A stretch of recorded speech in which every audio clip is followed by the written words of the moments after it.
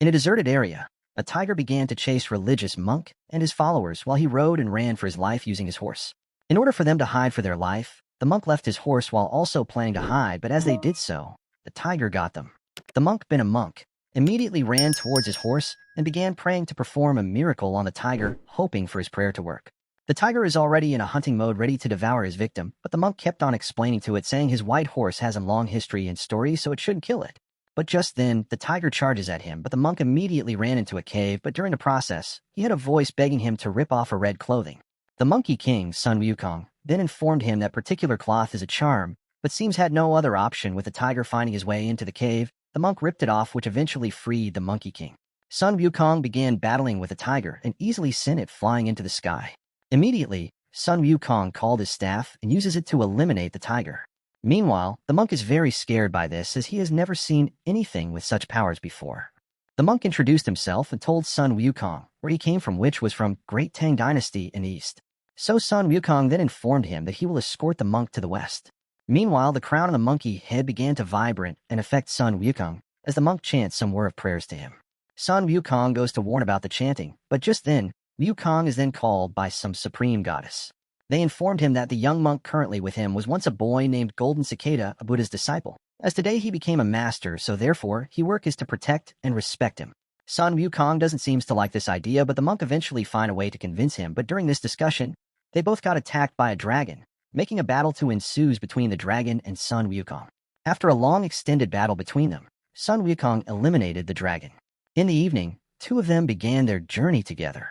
The scene then shifted to a man with his kid discussion, but during this they got attacked by some mysterious-looking individual. The man they came for began to plead for them to spare his daughter and his life while also begging for the intervention of the goddess named the White Lady. Just as they tried finishing her off, a wild bat and a large snake then attacked the goons. One of the goons get approached by the lady, telling him he can't always pass the buck to her.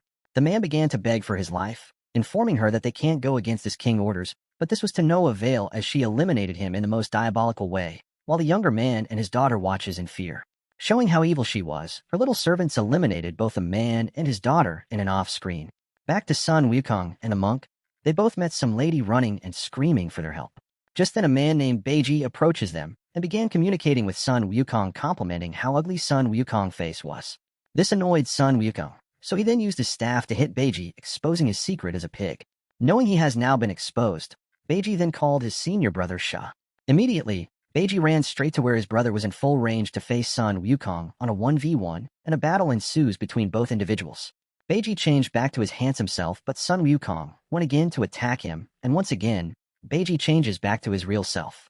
Sha continues his fight with Sun Wukong. However, being the Monkey King, Sun Wukong defeated both as they begged him to spare their lives. Beiji explained to Sun Wukong that he sworn to the goddess that he will abstain from eating meat, and they both introduced themselves while also calling Sun Wukong a very handsome monkey. This made Sun Wukong very happy. Sun Wukong noticed that someone is spying on them, but who?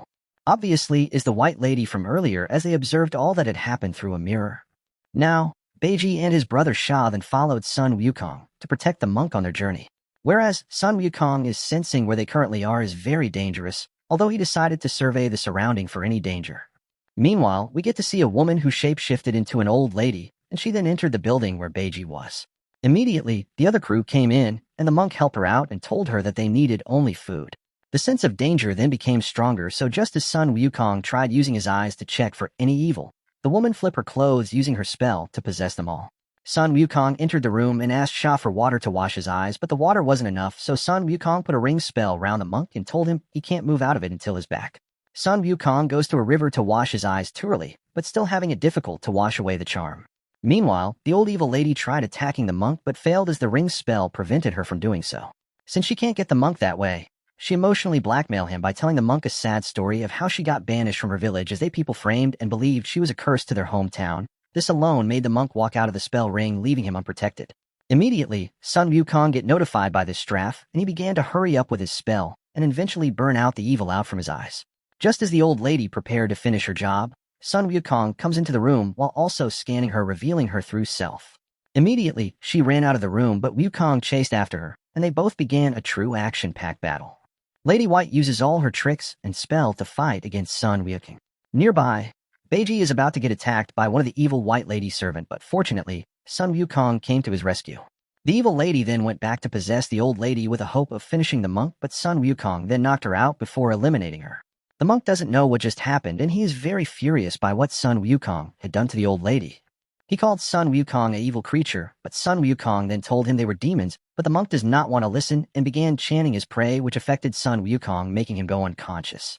Now the evil lady are now defeated. They ran back to their hidden chamber. Sun Wukong goes to the top of the mountain to meditate as he is very angry by what the monk had done. The monk then sincerely apologized to him, promising not to use the prayerful chant on him. The next day, they arrived at a village where the people seems to have a problem with young people getting kidnapped. The monk and his people then went to visit the village king at the palace where they wine and dine. During a conversation with the monk, the king informed him that ever since the white bone spirit moved into their town, she has done all kind of evil and has kidnapped countless kids as she feeds on these young children. The king then knelt before the monk, pleading on his people's behalf to help get this evil out of his kingdom and save his people's children. Just then, the white bone spirit then arrived, causing wild chaos at the palace as she points a sword on the king's neck. One of the king guard then shot his arrow towards her, but she deflected it and immediately goes to finish them all. She told the monk that she came because of Sun Wukong, but just as she left, Sun Wukong chases after her, leading him into her bedroom. She tried getting to Sun Wukong's head by informing him that she has the powers to free him from the hands of the monk, and he won't be slave to anyone, but only if she devour the monk by eliminating him. Then she left. In a plot twist, we see at the king chamber that the missing kids are trapped in his cage, and also how he feed on their blood to get healed. He gets furious when this does not work for him anymore, and his chief priest then informed him that is due to Sun Wukong, as he's trouble for spirit. That same evening, the monk is visited by the white bone spirit. She informed him that he was supposed to die here tonight, but the monk told her that he came there hoping she reformed for good. During their discussion, the real monk then came and exposing Sun Wukong plans. So she furiously tried to eliminate him. Meanwhile, Sha and Beiji joined, making it a 4v1, so we thought, until she brought her own companion. A tough battle ensues between all individuals. During this whole commotion, the monk get kidnapped and was taken to where all the kids were kept. Just then, the king revealed himself as the villain behind the kid kidnapping.